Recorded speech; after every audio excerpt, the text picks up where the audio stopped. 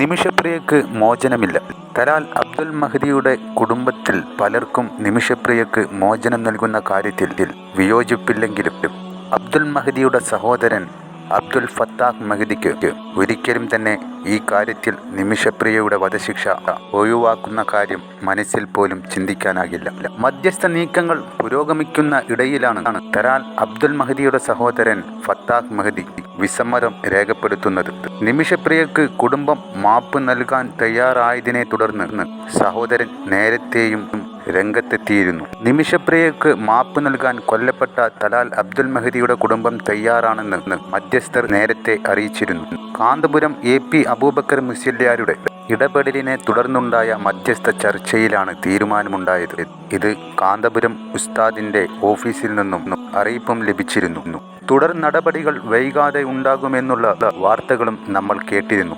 എന്നാൽ നിർഭാഗ്യകരം ദുഃഖകരമായ വാർത്ത, നിമിഷപ്രിയയുടെ മോചന സാധ്യതകൾക്കും മധ്യസ്ഥ സാധ്യതകൾക്കും മങ്ങലേൽപ്പിച്ചുകൊണ്ടാണ് അബ്ദുൽ ഫത്താഹ് മഹദിയുടെ പുതിയ നീക്കം.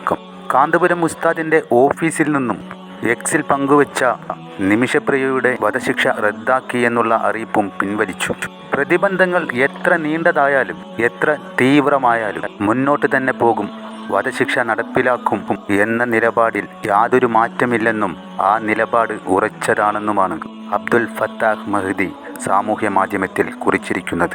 നിമിഷപ്രിയയുടെ വധശിക്ഷ ഉടൻ നടപ്പിലാക്കാൻ ആവശ്യപ്പെട്ട് കൊല്ലപ്പെട്ട തലാലിൻ്റെ സഹോദരൻ അറ്റോർണി ജനറലിന് കത്തയച്ചു. ഒത്തുതീർപ്പിനില്ലെന്നും ഒരു തരത്തിലുള്ള മധ്യസ്ഥ നിലക്കും തയ്യാറല്ലെന്നും തലാലിൻ്റെ സഹോദരൻ അബ്ദുൽ ഫത്താഹ് മഹദി പറഞ്ഞു.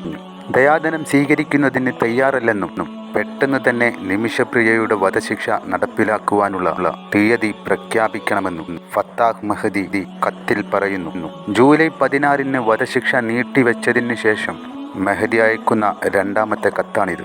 ഇദ്ദേഹത്തിൻ്റെ ഈ ഉറച്ച നിലപാടിന് മുമ്പിൽ ഒരു കാര്യം വ്യക്തമായി വരുന്നു: നിമിഷപ്രിയക്ക് മോചനമില്ല.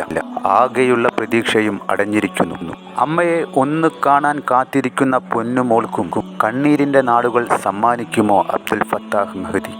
സത്യം മരിക്കില്ലെന്നും രക്തം വാങ്ങാൻ കഴിയില്ലെന്നും നീതി നടപ്പാക്കുന്നതുവരെ ഏതറ്റം വരേക്കും പോകാൻ അബ്ദുൽ ഫത്താഹ് മഹദി ഒരുങ്ങിയിരിക്കുന്നു.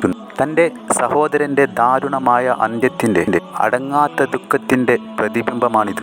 തൻ്റെ സഹോദരൻ്റെ വേദനയിൽ നീറിക്കഴിയുന്ന വ്യക്തിയായിരിക്കാം ചിലപ്പോൾ അബ്ദുൽ ഫത്താഹ് മഹദി. ഒരാൾ മരണത്തിലേക്ക് അടുത്തുകൊണ്ടിരിക്കുന്നു എന്ന് സ്വയം അറിഞ്ഞുകൊണ്ട് ഒരാൾക്ക് എങ്ങനെയാണ് ജീവിക്കാൻ കഴിയുക? അത്രയേറെ വിഷമത്തിൽ താൻ ചെയ്ത തെറ്റിൻ്റെ പേരിൽ നിമിഷപ്രിയ ഭയാനകമായ ജീവിത സാഹചര്യത്തിലൂടെ വർഷങ്ങൾ കഴിഞ്ഞുപോയി. അത് തന്നെ അവൾക്കുള്ള വലിയ ശിക്ഷയാണെന്നുള്ള കാര്യം മനസ്സിലാക്കുവാൻ തലാലിൻ്റെ സഹോദരന് കഴിയട്ടെ. നിമിഷപ്രിയയെ മോചിപ്പിക്കുവാനുള്ള മനസ്സവർക്കുണ്ടാകട്ടെ.